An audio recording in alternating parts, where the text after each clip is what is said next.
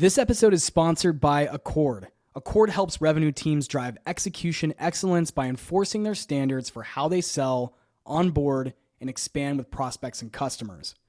Revenue teams can ensure flawless execution of value selling, medpick, account planning, business cases, mutual action plans, and more with Accord's deal execution platform. If you've been a long-time listener of the show, you've probably already heard me talk about how I use mutual action plans, account plans, and business cases to manage and close my enterprise deals.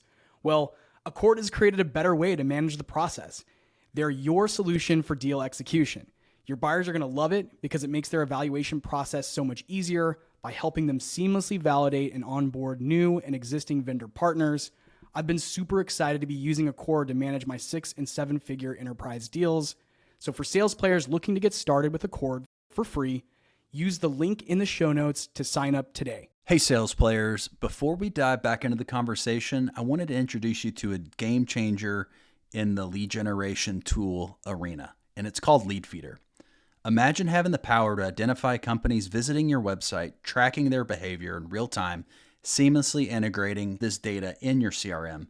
Lead Feeder is not just a tool, it's your secret weapon for efficient and targeted lead engagement. What sets Lead Feeder apart is its ability to provide detailed insights into visitor behavior, helping your sales team to prioritize efforts and close deals faster. Ready to revolutionize your approach to leads and deals? Head over to leadfeeder.com for your free demo today. That's LEADFEEDER.com.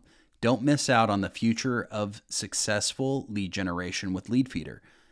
Plus, if you go to the show notes, we actually have a special link that will give you a 21-day free trial instead of the normal 14-day free trial. Go over today and sign up. Welcome to Sales Players, the #1 podcast for top players in B2B sales. Whether you're a seasoned pro or just starting out in the world of sales, this is the show for you. We're all about bringing you fresh, actionable ideas to supercharge your rev gen game. We dive deep into the mindset, habits, and tools used by top performers in the industry. Generate more leads, close more deals, and build wealth and financial security in B2B sales. So if you're ready to level up, you've come to the right place. Join the conversation with other like-minded sales players and continue the discussion beyond the show. Hit the subscribe button, tune into the Sales Players, and let's start winning together. All right. What's up, sales players? What's up? What's up, everybody? How we doing? It's been a while since it's just been you and me, Jesse. Yeah, we've been busy. We've had a lot of guests and guest prep work and things like that behind the scenes, so we just have not had a chance to sit down and record a random episode like this. But we were talking and we were brainstorming on some of our favorite business, sales, must-read books, and we thought it'd be a good idea to just go through our top 3, maybe not our top 3 of all time, but just 3 impactful books, recommendations that might help you if you're in an early sales SaaS startup doing sales or go to market, are going to be really cool books to go check out. So you want to kick us off, Chase, with your, maybe call it your number 3 influential sales or go to market book? Yeah. So one thing about me is I don't come from a traditional SaaS sales background. So one thing that really helped me was this Challenger sales book. This is a whole methodology, and it just does a lot of data from, I think, around the 2008 era of a bunch of different sales tactics and really like challenging the sellers and the buyers. And it's just a great overall book. And that's my number 3 choice. Yeah. You may go with the second. That's probably, I'll do my third, but I want to comment on Challenger sale because that's one that was recommended to me early on in my sales career too. And yeah, it's like you said, it's 08, I think was the time frame. It's a little bit of a legacy book, if you will, but very valuable. And just that ability to challenge in a polite way, I would say. It's not be a jerk to your prospects, but try to help reframe their thinking is pretty revolutionary in the space. Yeah, and it gives you sort of some baseline. So what's your number 3? Yeah, my number 3 is, I've got a couple here, and these are honestly in no particular order, but I'll share. This was a big one for me. It's the Sales Development Playbook by Trish Bertuzzi. If anybody out there listening is connected to Trish, help us get her on the show. She is amazing. She's one of the foremost thought leaders in go-to-market sales, prospecting, outbound, all that stuff. And so she wrote the sales development playbook. And this was given to me in a really critical period. I went through a transition from being a frontline seller or SDR to then managing an SDR team. And I was in an early stage startup at the time. I had no training, no enablement. We rolled up under the VP of sales, who was a very busy person who was running the field sales team. I had not very many resources at my disposal besides just occasional conversations with leadership on how to do this. And I suddenly found myself managing a 4-person SDR team. And suddenly this book came out of nowhere. Somebody recommended it to me and said, book. Yeah, it's still to this day in 2024, I still reference a lot of her suggestions for how to do outreach. That's phone. She has some phone scripts in here. There's an email template that still works. Yep. It will always work. Short, pain or problem focused email. She has some great suggestions around just the operational side of building out a team, how to coach people, mindset stuff. It's really surprising, it's not a super thick book, as you can see if you're watching. It's a good read. But it's a really good read. And she crammed a bunch of amazing insights into this. Yeah. Like the one thing I actually remember just driving around, listening to a Jesse Woodbury podcast episode, and you recommended that. And this is one thing that I would say to anybody listening to this episode. If you hear somebody recommend a book, like just go buy it. It's $15 or $20. You can get it on Amazon or you can get it on Audible. But like that book really helped me to understand basically how the restaurant works in the SaaS world, and just wrapping my head around what is an SDR, what is an AE, what is a VP, and just what happens when inbound is not working, what happens when outbound is not, you got too much. What do you need to do? What do you need to do if you have too little? So great. And great one. Don't let the title fool you. If you're an AE out there listening, or even someone outside of like a selling role, don't let the title fool you. It is very much for sales leaders, for account executives could benefit from listening to it. And of course, SDRs and SDR managers as well. But it's really just a great summary, like you said, of getting into the business, understanding the roles, the operation, but then there's some really cool tactical stuff in there also. Love that. Good one. Well, I got a bookshelf. I don't know if I'd recommend this exact copy, but this is a very simple book to read. This is Jocko Willink. And Jocko I first met him on the Tim Ferriss podcast. He's a Navy SEAL. This is Discipline Equals Freedom. He also has some other books on like extreme ownership and different leadership books. I loved Jocko's books of just extreme ownership, how to get through tough things, and just a great guide in life. And just, if you need a good kick in the ass, good book. Yeah. Share with us something maybe that you took away from it that you put into practice and are still doing.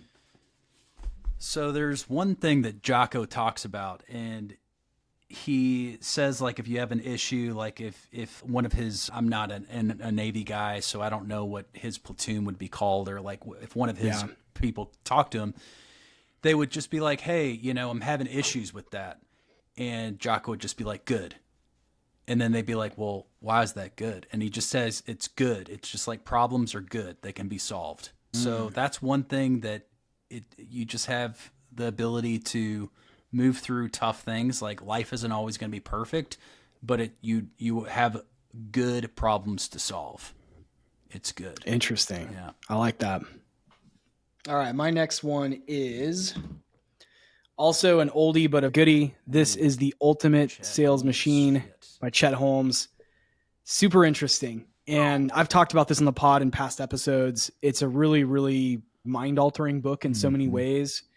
It was probably written, it was written a long time ago. Like some of the things that he's going to reference in here are like fax machines and stuff that we don't use as much in B2B sales anymore. But I think two of the biggest takeaways from the book that I remember really internalizing were, one, there is only a certain percentage of people right now that are in the market for whatever you're selling.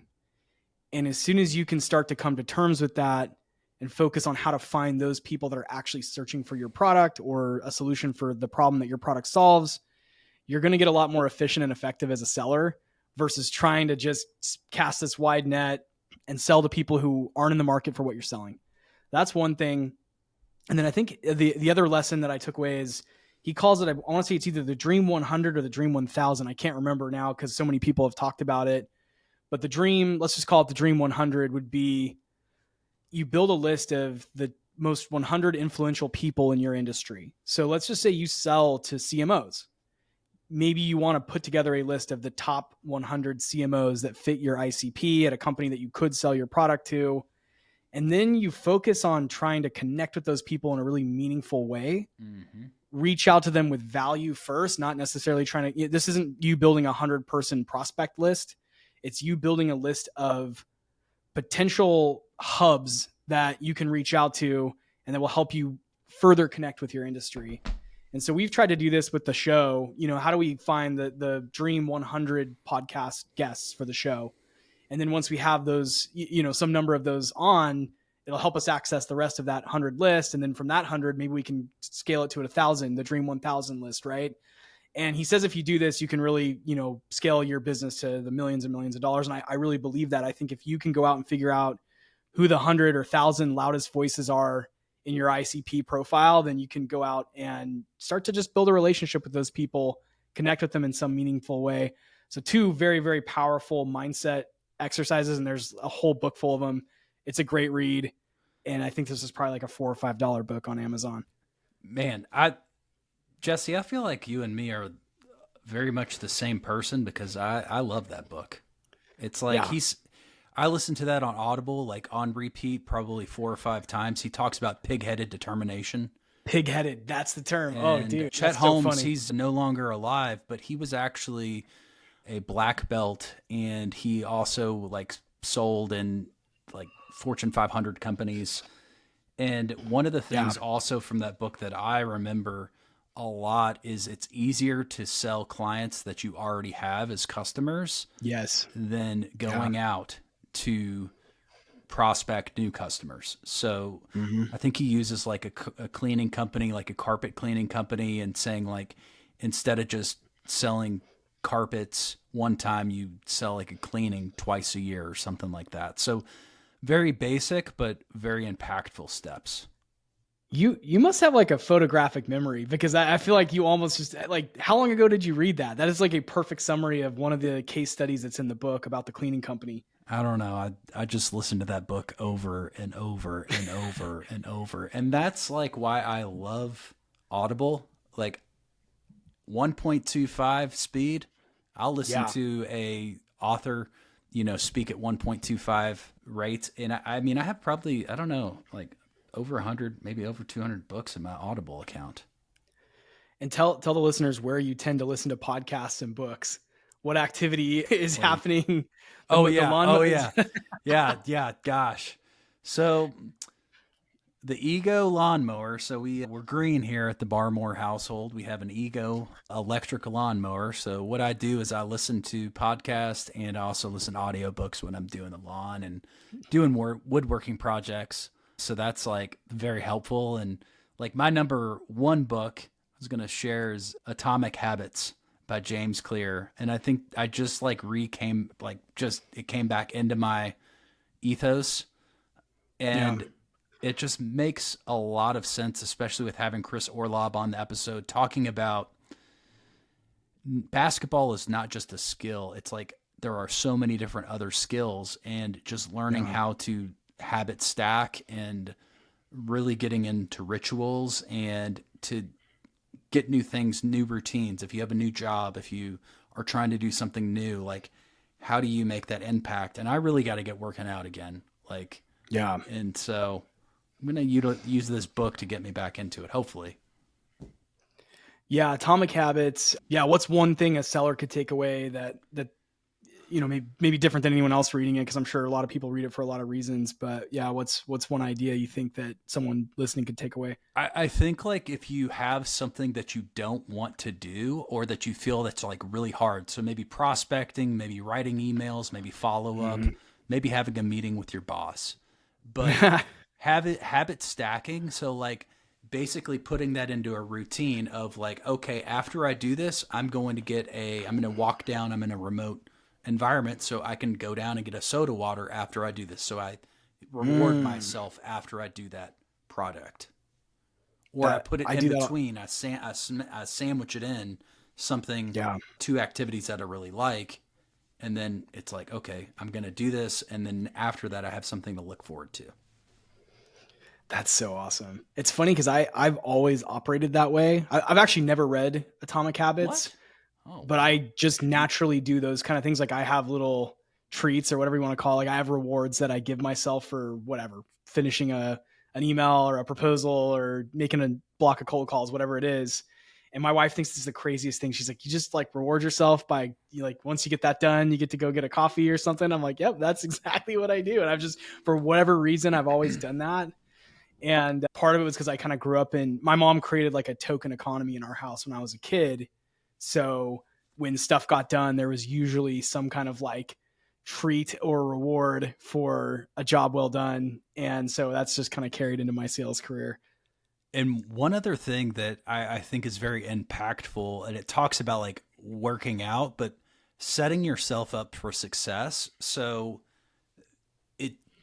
when you're prospecting or like when you show up to your office, like make sure you have it set up for optimization. So have your phone, have your, mic, I have everything ready to go in my office so that it's simple for me to do my work here. Yeah. It's not hard. Perfect. Yeah. Yeah. Make it easy on yourself. All right. My last pick here. This is one you don't hear much about. This is kind of a niche book. And if you're watching this, you'll see that I got it signed by the guys who wrote it, which was pretty cool. Yeah. So this is a book called From Impossible to Inevitable. It's by Aaron Ross, who wrote Predictable Revenue, and Jason Lemkin, who, if you're not following Jason, then you're not in SaaS. He is the godfather of SaaS. He's the founder of SaaStr. He's a successful, both of these guys are very successful entrepreneurs. They worked either in early stage tech companies that are now mega, Salesforce is where Aaron Ross was. Jason Lemkin started a company that became Adobe Sign or something. Echo Sign, I think was the company he's known for. Anyway, both very decent, very good people to follow in the SaaS sales world. Here's where this book was really transformational for me. Mm-hmm. Most of the listeners know who've listened for a long time. I spent the vast majority of my career working in early stage software companies. That's my background. I've had a few stints at some bigger firms, but for the most part, I've been in the front lines, in the trenches at very early stage companies. And what I am trying to say by that is a lot of times I just didn't have a lot of resources. There was people to help, there was coaching, there was mentorship, but you're trying to grow without a lot of resources that a big company might have. And this book was just critical to help me fully get the picture for what goes on inside a SaaS company. And it was really helpful to read it alongside a journey that I was having inside of a very early startup where I was, I think employee number 10. And I was trying to understand the worldview of the founders. And this really helped me do that. What's cool about it though, also, is it focuses a lot on the go-to-market function of an early startup, how to build that, how to think about it, how to think about capturing leads, how to think about hunting for leads and prospects, how to get your messaging dialed in, how to niche down into a specific marketplace, how to sell value, how to price your product. It's really, again, not a very thick book, but you'd be amazed at how much you can get from reading this. And I think what I would say about this book is if you read this book, you'll know more than 90% of other people that work in B2B SaaS sales. And I mean that, like, this is a masterclass in of itself of just how to run a tech business. And it will help you see things from the perspective of an investor. Jason Lemkin's a big, angel investor, venture capitalist.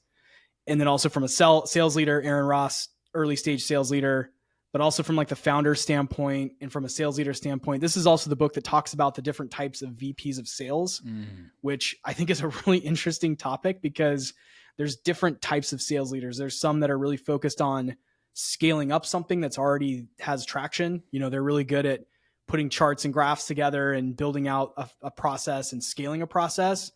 But then there's also like sales leader types that just have to come in and be an evangelist for something that doesn't really exist yet. They have to sell futures, right? And then there's everything in between. There's very rare sales leaders that can take a concept and scale it all the way to call it $100 million run rate company. And it's just really rare to do, but there are people that have done it. And so he kind of goes into how to find that type of person. So if you're someone who is out there listening that has a goal of becoming a sales leader or a vice president or a CRO at some point in your career, it's really interesting to hear Jason and Aaron's perspective on what qualities and what types of sales leaders there are. And you can kind of find out which one you're most aligned to. Are you an evangelist type seller, or are you, more into like pulling reports on Salesforce and looking at specific productivity metrics and things like that? So anyway, great read. Can't recommend it enough. It will seriously put you in the top percentile of tech sellers if you can get cover to cover on that book. Holy cow. I've not heard that one, Jesse. I'm going to have to order that one. It's a couple years old. Some of the stuff may be a little outdated, but it's really, really good stuff. He also, there's tons of case studies. So he'll talk about one of the things I'm really passionate about. I'm just going to sidebar for a second here that I don't think enough people think about or care about, but it's a small edge in this very competitive world of B2B tech sales and business development, is studying tech history, which is really silly. It sounds really silly, but it's come in handy a lot during my career to just have a little bit of historical context into companies. Like one of the examples is a company called Responsys in this book. And most people haven't heard of Responsys. They became part of Oracle. But it's really interesting to hear how they built Responsys. And I've actually met a bunch of former Responsys execs over the course of my career. And I've been able to say like, oh, I learned all about Responsys from reading this book. And it was so cool that you guys did this and that and had this type of team and you hired these type of people. So going back and like understanding the last 20, 30 years. And we actually just had another guest on. I'm not going to share the guest's name, but he was talking about Mark Benioff reading Behind the Cloud, which is Benioff's biography, talks about how he really kickstarted the concept of SaaS software and brought people off of like these on-premise solutions into the cloud. That's the book, is Into the Cloud. And so I think I've done that. I've read Steve Jobs' biography. I've read a few others, Michael Dell's and a handful of others, but not a bad idea if you're interested in the topic to just study like what were some of the great tech companies of the last 100 years, really, at this point, 50, 100 years, and what made them so great, what made Apple so great, Dell, Salesforce, et cetera. And then, what are some other ones? And this one has a lot of really great case studies. Great advice, Jesse. All right. Okay. Really, really quick before we wrap up the pod, a couple of announcements from Chase and myself. We are really growing the Slack community. So we want to make sure that if you're not already in there, jump in, join us in the conversation. It's free to join. It's totally free to join. It's a chance to get connected. You can direct message us, interact with other fans of the show. There's a jobs board. Chase keeps that pretty up to date. There's a lot of opportunity out there. I know a lot of listeners out there are probably struggling to find their next thing. We try to keep our job board updated with what we hear about. And then of course you can network with some other peers in the industry. And we really, really want to connect you. I mean, we want to connect you with other people, however we can help you. I mean, in this game, it's all a human to human connection. We're all about making connections at the Sales Players. 100%. And then the next thing is we're kicking off our newsletter, which if you're a subscriber to the show, if you're in the Slack community, you're already on the newsletter. But if you're not, join the community, or we have on the salesplayers.com page, a way to opt into that. And we're going to start sending out weekly sales plays and just, a weekly digest of some sales plays plus whatever the most recent episode of the show is. So we'd love to have you on the list. We're really going to try to make it as valuable and entertaining to read as possible. It's going to come out on the weekends. I haven't decided. I'll just share this on the air. It's either going to be called Saturday morning sales plays or Sunday morning sales plays. Would love anyone's thoughts on which day is a better day to get an email. The way I think about it is you're going to get a lot of emails during the week, but you're not getting very many emails over the weekend. So it's a chance to kind of like slowly read it and digest it and then try to implement it for the following week. Anything else you want to share there, Chase? Man, I'm just excited for everything that we have coming out. We have some amazing guests. If you have any guests that you want us to interview, shoot them our way. But it was so cool to have Chris Orlob on here, and we got so many more in the pipeline, and we're just getting started. Yeah. If you have guest ideas, sponsor ideas, any way you want, anytime you want to reach out to Chase or myself, you can hit us up at team@thesalesplayers.com. Team@thesalesplayers.com is our email address. It gets routed to both Chase and I. So yeah, guest ideas, sponsor ideas, topics you want to hear about, anything, just hit us up. We want to connect. Thanks to our sponsors, and thank you, Jesse. All right. That's a wrap.